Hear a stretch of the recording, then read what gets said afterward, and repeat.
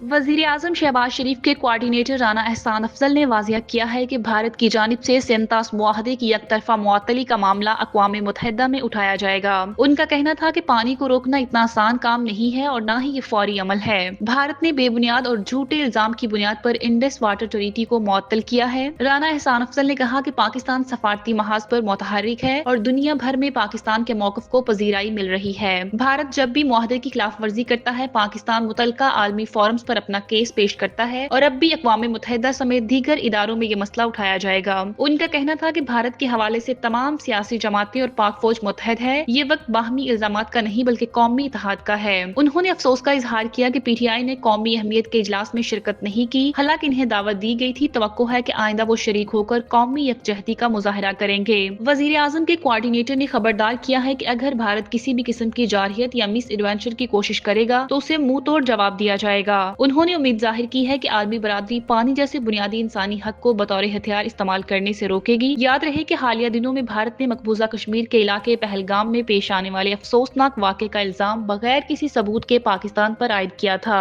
और इस बुनियाद पर सेंतास मुआहदे को मुअत्तल करने का ऐलान किया था। पाकिस्तान ने इस वाक़े की मजम्मत करते हुए शफाफ तहकीकात में ताउन की पेशकश भी की थी, ताहम भारत ने रवायत के मुताबिक इल्जाम तराशी को तरजीह दी।